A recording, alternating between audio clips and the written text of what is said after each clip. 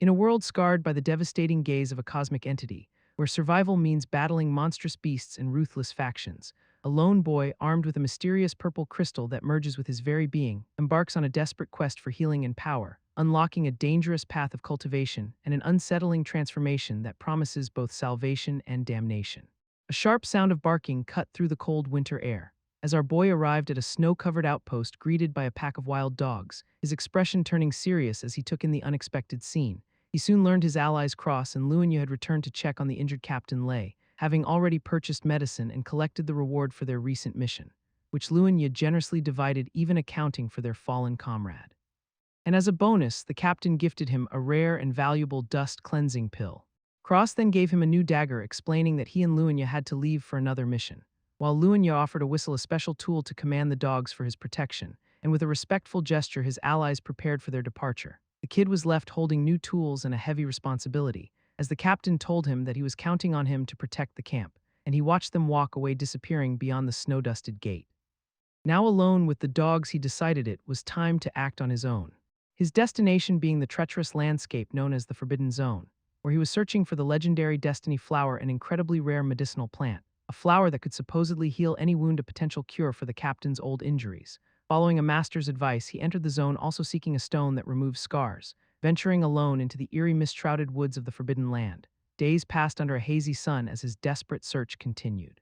And he pushed onward, his boots treading across the desolate ancient ground, until after days of finding nothing, he stumbled upon some crumbling ruins. He ventured deeper than ever before pushing past familiar territory into the unknown, where a colossal weathered stone head loomed over the forgotten landscape, and standing before the immense monument, our boy was dwarfed by its sheer scale. He wondered if future generations would one day explore this forbidden zone like ancient history. As under the crescent moon, he continued his journey deeper into the temple ruins. The alien substance here was too dense and dangerous, forcing him to find shelter for the night, and he analyzed the beast droppings in a temple, a sign that this area was relatively safe. He began to meditate, his cultivation accelerating within the forbidden zone's unique energy, his technique separating the spiritual energy using the pure parts to nourish his body, while the alien, impure parts of the energy seemed to merge directly into his shadow. He exhaled a cold mist, the strange energy settling deep within his body, recognizing the chilling sensation that had haunted him for days in this forbidden zone, recalling the phantom footsteps, though they lacked the singing of the red-booted entity. Through the walls he could sense the movement of countless shadowy figures gathering outside, the sound of their shuffling feet echoing against the ancient stone of the temple, and he realized with a jolt that the number of presences tonight was unusually high. Though the footsteps outside grew frantic, he knew his only option was to stay hidden, his survival rule being simple: don't look, don't touch, and never encounter them. Then a soft footstep echoed from within the temple. The perimeter had been breached, and he froze in place, realizing with horror that something had entered the temple. The scene shifts to a ruined city under a dark sky streaked with red, where the ground is littered with the skeletal remains of some large creature. And a grotesque vulture perches on a massive ribcage, picking at the remains. The monstrous bird looked up, its beak stained with the remnants of its meal, while our boy was back hiding behind a crumbling wall and observing the highly alert creatures. He knew that with these vultures, a failed attack meant he wouldn't get a second chance. So when the vulture lowered its head to feed, it gave him the opening he needed. Seizing his chance, he exploded from cover in a blur of motion and power, gripping his weapon ready to end the last stitched-together horror. Just as a sudden blast of red energy ripped through the decaying structures, his spear found its mark, piercing the monstrous bird creature, which collapsed, its body falling through a shattered wooden wheel, and he stood over the carnage, a small pink toy lying forgotten in the dirt. In the blood rain, he was the only one left standing in the ruins, his expression cold, his face splattered from the brutal fight. And with a final crushing step, he shattered the mask of his enemy. Far above, a colossal broken stone face hung silently in the clouds, reminding him how the elders once told stories of a world that was prosperous and full of life. But that piece was shattered when a torn face appeared from a distant void, a being that came from the depths, bringing only destruction, its aura corrupting the world, turning the living into screaming monstrosities. After the first cataclysm, the few survivors gave it a name, bowing in terror before the stone entity they called the god. But every few decades, the god's stone eye begins to crack with light, opening its eye to unleash a wave of catastrophic energy upon the land, and wherever its gaze falls, the land becomes an eternal forbidden zone. 9 days ago, the god's gaze fell upon his home, and he watched as a beam of pure destruction descended on everything he knew, where under its power some people were instantly vaporized into a red mist, while others mutated into mindless beasts or simply dropped dead, their souls gone. And as for him, he survived the devastation all alone, now the last living person left in this dead city. This memory filled him with nothing but pure agonizing rage. As he clutched his cloak open, revealing a deep bleeding gash across his chest, His wounds were bad and he resolved to find a pharmacy for herbs tomorrow. But suddenly a strange purple glow in the distance stopped him in his tracks. He peeked around a corner and saw a faceless man bathed in an unnatural light. A silent robed man standing perfectly still, an ominous presence in the ruins. And something about the scene felt deeply wrong, like a trap waiting to be sprung. The kid recognized the purple light. It was from when the god opened its eyes. Remembering the god's gaze creates a barrier, trapping everyone inside the zone. Looking up, he saw the shattered stone face of the god looming in the clouds, his eyes narrowing with focus, analyzing the strange man and the valuable light. He wasn't the only one interested, as the robed man believed it was a treasure to be taken. But the kid suspected it was a trap, noting the man hadn't moved an inch. Deciding to test his theory, he flicked a small object from a safe distance, and the projectile struck the robed man directly in the shoulder with a sharp impact, causing the body to fall away, revealing it was just a decoy hiding a massive purple crystal. His eyes widened in shock and excitement. It was a genuine treasure. And he lunged forward, snatching the glowing crystal from the ground. Letting out a determined cry with the prize now in his hand, the decoy body rapidly decayed, dissolving into a foul, corrupted mess, leaving him alone in the desolate street, standing with his newfound power source. As he ran, he noticed his movements felt significantly lighter and faster, and he clutched the crystal tightly, knowing he must protect it at all costs. His new mission was clear: find a safe place to hide before nightfall. So he dove under a rickety bridge, seeking shelter in the deep shadows, his scraped hands pressing against the cold stone. Having finally found a hiding place, a monstrous shadow fell as something crashed through the wooden platform above, and the kid whipped around, clutching a thin rod, his eyes wide with alarm. Remembering the rod, a sudden realization hitting him in the dark cave. He collapsed against a rock, clutching the deep, painful wound on his chest. A severe gash that served as a stark reminder of his near-fatal encounter. He examined the purple crystal, wondering if it could heal the living, and decided to test his theory on the dead bird creature in his sack. Curious about its full potential, he pressed the gem against the creature's head, and the crystal glowed intensely, reacting to the contact with the dead flesh. Purple energy surged from the gem, dissolving and flowing into the bird, which reanimated with terrifying speed, its eyes glowing with new life. Its strength was overwhelming, and he could barely restrain the resurrected beast. Pinning the bird to the ground with a powerful, desperate stomp, and with a furious shout, he brought his blade down hard on its neck. The strike landed true, but the creature seemed unnaturally resilient, and he realized the bird wasn't truly dead and the crystal was too dangerous to keep. He made a desperate choice. The only safe place to hide it was inside himself, so he pressed the glowing artifact directly into the open wound on his chest. And the crystal sank into his flesh, merging with his very being. A blinding flash of energy erupted as the fusion completed, engulfing him in a torrent of power, a strange new energy swirling around him, and his eyes snapped open. He recognized this feeling as spiritual energy. Now he could finally begin practicing the cultivation technique he had found, recalling the bamboo scroll which detailed the 10 stages of chi condensation. The crystal pulsed in his chest, purging impurities from his body with dark energy. As a surge of raw power crackled through him, his eye reflecting a strange new energy. He slammed his fist down, unleashing a torrent of violent purple light, and the ground shattered as a shockwave ripped through the cavern, leaving him stunned as he stared at the aftermath of his own incredible strength. He examined his arm, realizing something fundamental had changed within him. For this was a mutation point. He had finally reached chi condensation level 1. He had learned that tainted spiritual energy either kills cultivators or turns them into monsters. And to survive, cultivators compress this dangerous energy into specific mutation points, his technique creating a new point on his arm for every level he gained. But as the power settled, an unsettling feeling crept over him, and he strained to listen, noticing the dead silence from outside the cave. Even with the beasts gone, the barrier's rain should have still been falling, when a blinding light suddenly flooded his vision, catching him completely off guard. He stepped out into the impossible daylight, the sun shining in a clear blue sky. And around him lay the bodies of the others who didn't make it through the night. He recalled the 6 years he spent in the slums, dreaming of the city beyond, his eyes hardening as he remembered the path that led him to this moment, remembering how he found a way to cultivate a chance to change his fate, remembering how he obtained the purple crystal that started it all, and remembering how he survived while others like his elderly friend did not. Standing before a pyre of the fallen, he made a solemn vow to keep living. Dropping a torch, setting the grim memorial ablaze, and surrounded by fire, his resolve was forged into an unbreakable promise to survive. He clasped his hands, offering a final silent prayer for the dead. As the slum burned below, he bid them all to rest in peace. His eyes narrowed with a sudden fierce determination, and he launched himself forward, his kick shattering the ground. But the hulking brute just laughed at the display of force, mocking the kid for burning the dead instead of scavenging. The brute vowed to throw him into the flames to join them, swinging a massive fist, but our boy ducked just in time, snatching a sharpened rod from the rubble, turning it into a weapon. With a roar, he drove the makeshift spear right into his enemy's face. the kid's eyes glowing with a cold light as he pulled a knife, dropping low and plunging the blade deep into the brute's ankle. The giant howled in pain, his leg buckling from the sudden attack, while our boy scrambled back, creating distance for his next move. Enraged, the axeman raised his weapon, promising a swift end. But a powerful voice suddenly cut through the chaos, shouting, "Enough!" He looked up to see several figures had arrived on the scene, their leader identifying the kid as a survivor and ordering his men to halt. A new presence had made itself known, a scavenger squad, who had arrived just as the barrier fell, seeking to plunder the ruins. The brute glared furious at the interruption to his fight. But the squad leader's one good eye glared back, daring him to disobey. And under that cold gaze, the axeman reluctantly backed down, his face twisting in a mixture of fear and humiliation.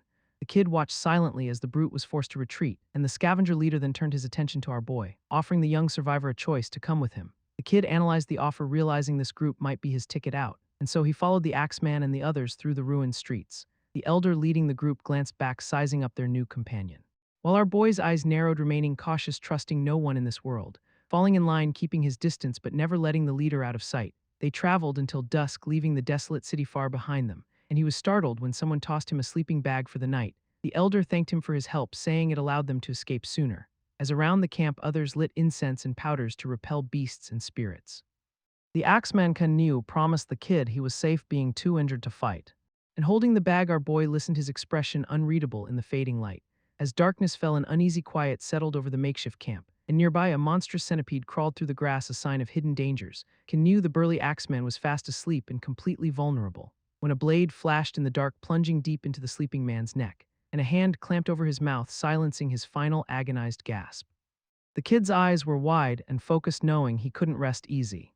As life drained from the axeman's face, his eyes rolling back into his head, he wouldn't stop until every last person who threatened him was gone, and the camp remained undisturbed, unaware of the silent execution in the dark. Kneeling over the body, he pulled a small wrapped object from his pouch, unwrapping a preserved snake-like creature with terrifyingly sharp fangs, and he pressed the creature's fangs against the axeman's lifeless body.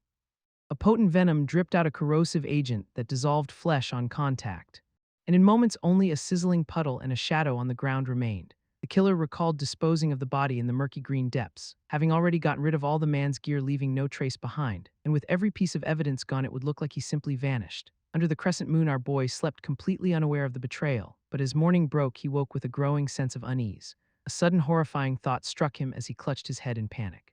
Looking over to realize his fellow scavengers' entire tent was gone. Rushing to the empty spot, he frantically asked who could have done this, but the group leader coldly dismissed his concern, saying the man probably just deserted. And the kid listened in disbelief as they decided to abandon the search immediately. A heavy footstep landed right in front of him, demanding his attention. As the leader captain loomed over him, his expression cold and unreadable. He issued a quiet challenge. Was the boy still going to follow him? And the kid looked up, his eyes filled with a new hardened resolve. With his choice made, he followed the captain towards an unknown future. 2 days later, a giant python lunged, its fangs bared for the kill. But our boy was faster now, his fist clenched and ready for impact, unleashing a brutal flurry of blows against the monster's tough scales. The massive snake recoiled, its head badly damaged from the powerful assault, and he leaped onto its back, driving his blade deep into the beast's neck. His own determined silhouette reflected in the creature's dying eye. After the fight, he inspected a mutation on his neck that was growing darker and more painful. Remembering he had heard that monster bile can slow the body's corruption, his kill was displayed for all to see, earning him a fearsome reputation in the Forbidden Zone. As they arrived at a scavenger camp bordering another dangerous zone, a place of constant threat, the kid stood victorious, proving he had the will to survive in this harsh place.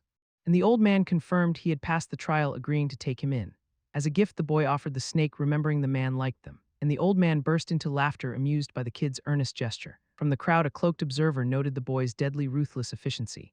Realizing this new arrival had officially caught the attention of someone powerful, the old man led him to a small, secluded wooden house, giving him a simple room and telling him to make himself at home. And looking around the small space, the kid felt a rare sense of safety. As the day passed quietly, he prepared to focus his energy, sitting in meditation, channeling a dark purple aura through his body, and the power surged, erupting from him in a brilliant, violent display. He clenched his fist, having broken through to chi condensation level 2, but with his training complete, a new, more urgent need took over: food. He peeked out from his room, his eyes going wide in disbelief. For an incredible feast, more food than he had ever seen covered the table. The old man gestured for him to stop staring and join the meal, but the kid approached cautiously, noticing an extra place setting at the table. He asked who it was for, but the old man dismissed it as just a habit, his face turning somber as he looked at the empty seat, explaining it was for someone who was never ever coming back. A quiet moment of grief hung over the small, lonely house. But the kid, however, wasted no time stuffing his face with his bare hands. With a sigh, the old man tapped his hand, telling him to use chopsticks, showing the boy how it was done, a first lesson in a new life. Our boy gripped his chopsticks, ready for his first real meal in ages, as across the table the old man offered him a generous piece of meat. Laughing, pleased by the kid's appetite and the successful hunt, the man explained the python provided this feast with plenty left over, and the kid said the meat was thanks for the supplies he was given on the road. Promising to pay his rent properly, not needing any special treatment, his host just smiled, seemingly unconcerned with the money. And as the meal continued, the old man set his chopsticks down, getting serious. He introduced his squad, Thunderstrike, promising to introduce the others soon, and with his mouth full, the kid simply agreed to the new arrangement. Suddenly, the old man started coughing, pushing his chair back from the table, telling the kid to finish the food, mentioning a trip to the Forbidden Zone. The words Forbidden Zone immediately put our boy on high alert, and he realized if he was going there, he needed to get much stronger fast. Days passed as the sun beat down on the quiet settlement, and in private the kid channeled his energy, focusing it into his fist, feeling his strength growing just as his host called him outside. The old man stepped out into the yard waiting for him, asking if the kid had finished scouting the camp's layout yet. The kid was ready to eat, but the old man told him to wait for others. And just then a massive warrior announced the Thunder Squad had returned. This newcomer's presence was overwhelming, even stronger than beasts he had faced, and he wasn't the only one who had returned to the camp. As a woman with silver hair and a masked man joined the group, she leaned in close, surprised to find a new face at their table, while the kid sat at the table listening intently to the conversation around him. The man who brought him in, the team's boss, watched over the group. As his crew immediately started teasing him about suddenly having a secret kid, our boy stayed silent, but his eyes revealed a sharp, calculating mind. Instantly recognizing the immense power radiating from these three warriors, and the archer in particular felt like a truly dangerous opponent. A bowl of food was placed before him, a simple gesture of welcome. As the team's power levels were revealed, a brawler, a wolf tamer, and a peak-level archer. And then there was the kid, a mere body refinement level 2. An elder announced a new camp mission, to harvest 7-leaf grass for a rare reward, and the elder decided they would take the mission, and the kid was coming with them. His eyes lit up at the mention of the dust-clearing pills, and he clenched his fist, determined to earn a pill that could change everything. But the archer raised an objection with a condescending smirk, and the brawler agreed, pointing out the kid was only at body refinement level 2. Taking him along would be a liability, a burden that could slow them all down. While the others watched him, amused by the debate over his usefulness, the elder turned the pressure back on our boy, telling him to make the choice. But the kid calmly finished a bite, not showing any sign of intimidation. He looked the archer dead in the eye and declared that he could do it, his unexpected confidence leaving the brawler completely stunned. Even the silver-haired woman was taken aback by his bold declaration, but our boy held his ground, his gaze unwavering and full of resolve. The elder smiled, pleased by the kid's spirit and determination, and so their journey into the harsh, unforgiving lands was set to begin. The small group stood isolated in a vast, desolate wasteland, when suddenly the silver-haired woman's two wolves ran back, whimpering in fear, and she turned in anger as her companions cowered behind her legs, her eyes narrowing with fury, locking onto an unseen threat. From the enemy's perspective, she scolded her animals for their cowardice.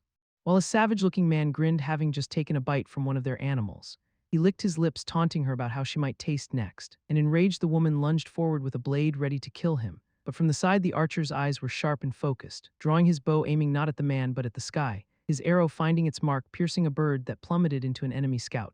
The scout collapsed, taken out by the surprise aerial attack. While the savage man's crew watched, though their leader seemed unimpressed. He licked his bloody lips and beckoned them forward with a single finger, a brute who towered over them, a mountain of muscle and menace. The group's heavy hitter stepped forward, shielding the woman with his massive club. As their leader, Captain Lay, gave the order for a strategic retreat, the savage man watched them go, the woman still struggling against her protector, while a young man with a braid, our boy, observed the tense standoff. The antagonist smirked, declaring he was letting a tiger escape back to its mountain.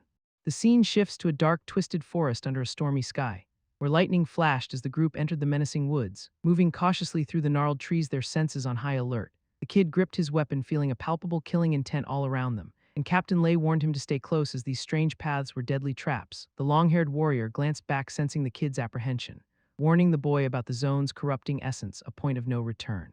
Before the warrior turned away, a quiet resolve in his posture, he offered a small white pill to suppress the dangerous mutation, and the kid gratefully accepted the unexpected help from his senior. Suddenly, the warrior's eyes snapped wide with alarm, dropping to a knee, his bow drawn as a shadow moved in the darkness, and a rustling sound echoed through the dead, silent forest. Vicious red-eyed wolves burst from the tree line, snarling and ready to kill. And the team's tank raised his shield, shocked to see black skull wolves this deep. The kid's face drained of color as he counted the impossible numbers, but beyond them hundreds of glowing eyes stared back from the darkness. A colossal stone-armored beast clenched its massive fists as the elder captain stepped forward ordering his team to retreat while he held the line. The archer gave the command and the group immediately began to fall back, glancing over his shoulder, a look of grim determination on his face, but the kid was frozen, mesmerized by the captain's incredible bravery. The archer screamed at him, telling him he was only a liability standing there. As the shield-bearer slammed into the oncoming wave of beasts, the others scattered using the forest to form a new defensive line, while the captain's fist crackling with purple energy met a wolf's snout, unleashing a devastating shockwave holding back the tide of monsters. But another wolf lunged from above, breaking through his defense, and the kid watched in horror as the captain was completely overwhelmed by the pack.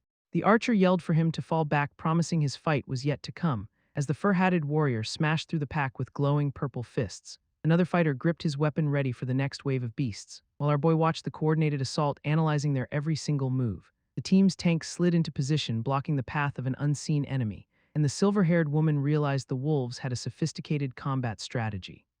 They used a layered formation, maximizing each member's strength to wear the pack down. As the scarred swordsman issued a command, sending a teammate to flank from behind, explosions detonated in the distance, a clear signal of the plan in action. But the fur-hatted warrior was being relentlessly hunted by the alpha wolves. One of the beasts lunged, its fangs bared in a terrifying roar, and he was completely surrounded, the pack closing in for the final kill. Just in time, the tank intercepted, raising his massive club to strike, his weapon connecting with a sickening crunch, sending the wolf reeling back. The beast let out a furious howl, its eyes burning with pure hatred, when suddenly a brilliant green laser beam sliced through the air, disabling the creature. The tank stood victorious over the fallen beast, his duty done for now. While the scarred swordsman observed the teamwork, a flicker of approval in his eyes. The silver-haired woman understood their tactic, fighting in cycles to isolate the wolves, a rotation that ensured everyone got rest, preventing mutation in the forbidden zone. This was the legendary efficiency of Captain Lay's squad in full deadly display, but the fight was far from over as a new, more armored pack emerged. The scarred swordsman turned his attention to our boy, who had been waiting quietly, and suddenly shouted at the kid, his expression a mix of shock and alarm. But the boy was already a blur of motion, executing his own plan, and the swordsman could only watch, stunned by what he was seeing.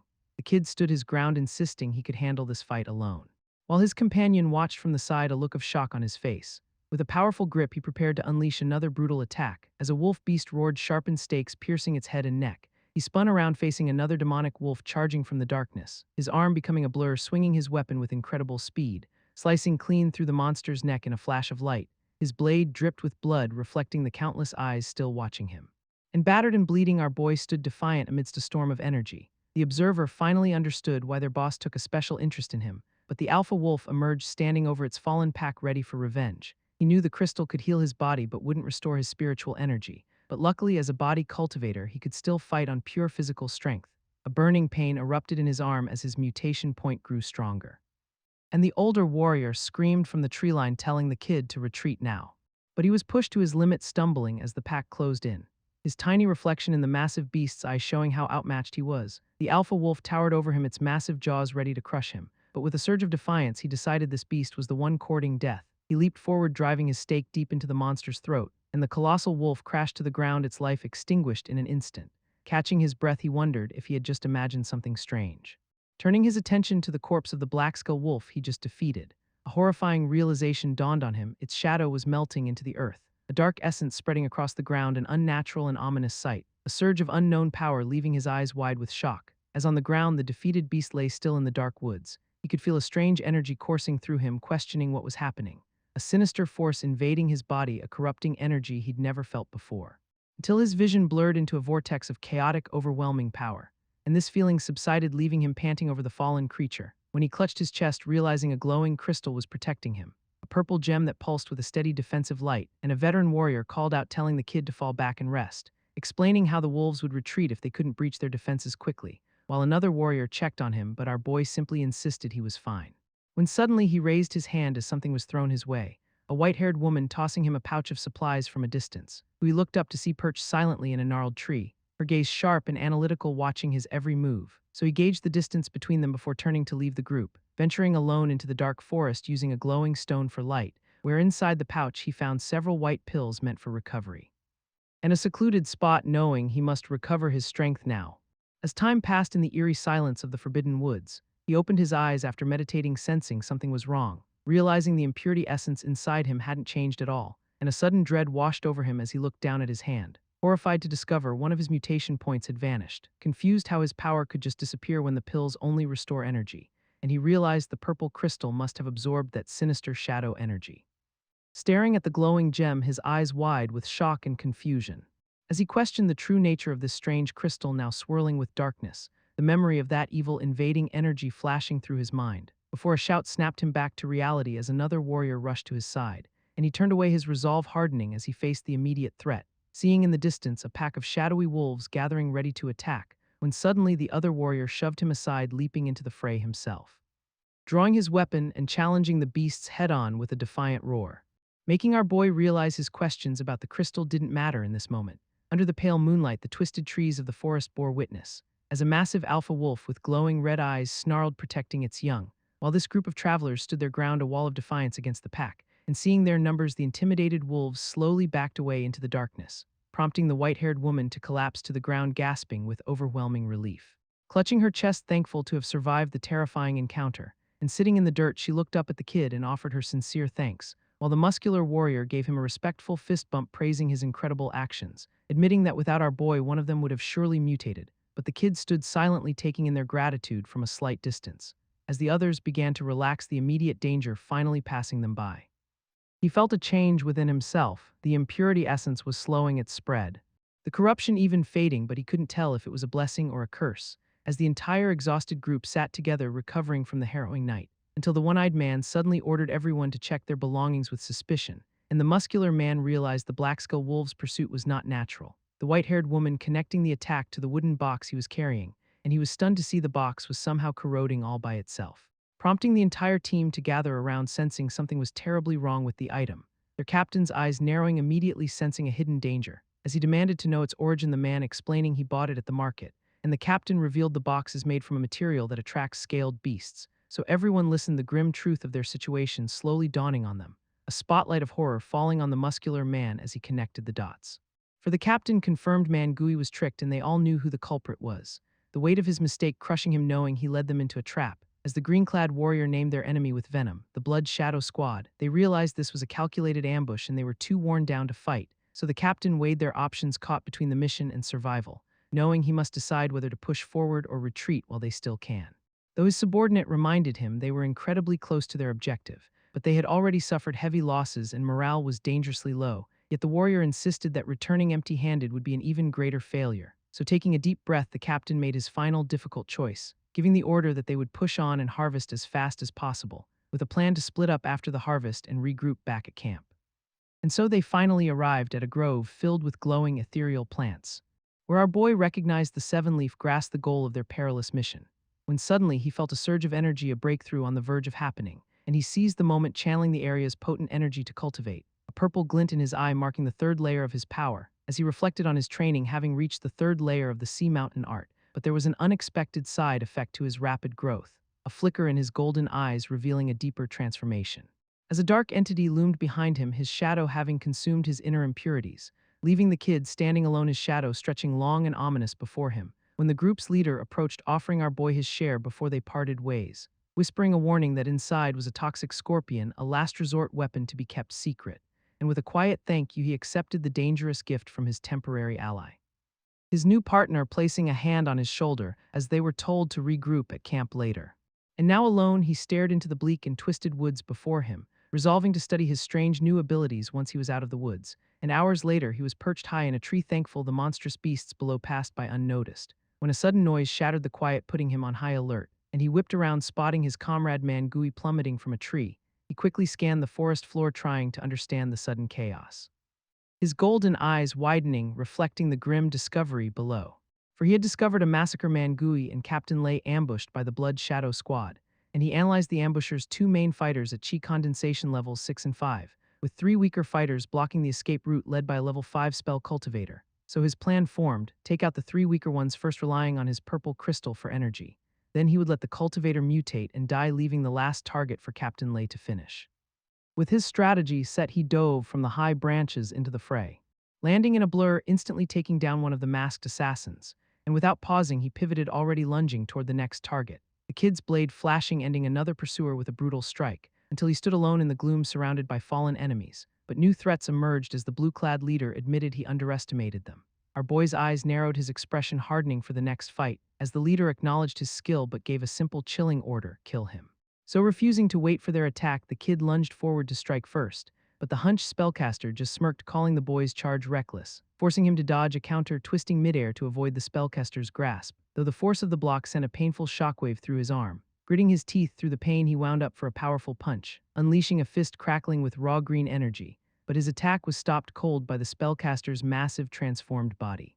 The impact sending him skidding backward, his attack completely nullified, while the giant mocked him, saying a body cultivator can't beat a spell user, and he clutched his arm, the bones aching from the powerful blow. The hunched Captain Hugh, vowing to char the wolf cub with his fireball spell, conjured 3 swirling orbs of dark green flame, and he unleashed the deadly projectiles, sending them hurtling toward the kid, forcing our boy to sprint for his life, trying to outrun the magical barrage.